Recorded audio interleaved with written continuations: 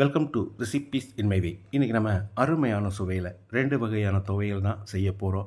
இந்த ரெண்டுமே எங்கள் அம்மாவோட ஃபேவரட் துவையல். இந்த ரெண்டையும் எப்படி செய்கிறது, இதுக்கு தேவையான பொருட்கள் என்ன பார்க்கலாம் வாங்க. பேனில் 3 வரமிளகாய், மிளகாய் பெருசாக இருந்தால் 2 போதும். 1.5 டேபிள் ஸ்பூன் மல்லி, ஒரு 30 செகண்ட் இதை வறுத்துக்கலாம். கருகாமல் வறுக்கணும். இந்த அளவுக்கு வறுபட்டது போது. இப்போ ஸ்டவ் ஆஃப் பண்ணிவிட்டு பேன் சூட்லேயே 1/2 டீஸ்பூன் சீரகத்தையும் போட்டு வறுத்துக்கலாம். கருகாத அளவுக்கு வறுத்துட்டோம். இதை எடுத்து பிளேட்டில் போட்டு ஆற வச்சிடலாம். பேனில் 2 டேபிள் ஸ்பூன் எண்ணெய் ஊற்றிக்கலாம். 100 கிராம் அளவுக்கு சின்ன வெங்காயம். வெங்காயத்தை கண்ணாடி பதத்துக்கு வதக்கினா மட்டும் போதும். இந்த அளவுக்கு போது ஒரு பெரிய நெல்லிக்காய் அளவு புளியை சின்ன சின்ன துண்டுகளாக பிச்சு போட்டுக்கலாம். 2 பீட்ரூட்டை தோல் சீவிட்டு துருவி வச்சிருக்கேன், இதை போட்டுக்கலாம். இதனோட அளவு 200 கிராம்.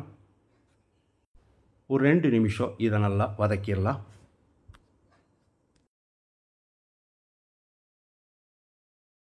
ரெண்டு நிமிஷம் வதக்கிட்டோம். இப்போ இதில் 3/4 கப் அளவுக்கு துருவின தேங்காய், 4 கருவேப்பிலை, இதோடைய 1/2 டேபிள் ஸ்பூன் உப்பையும் போட்டு மறுபடியும் 1 நிமிஷம் வதக்கிடலாம்.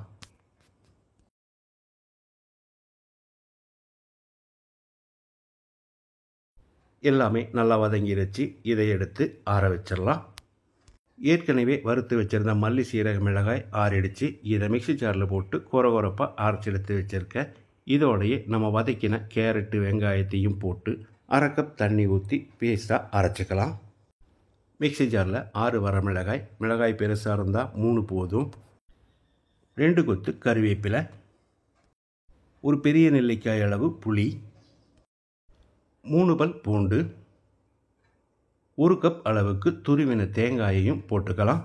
1 டீஸ்பூன் உப்பையும் போட்டு தண்ணி சேர்க்காமல் கெட்டியாக கொஞ்சம் கொரகொரப்பாக அரைச்சி எடுத்துருக்கேன்.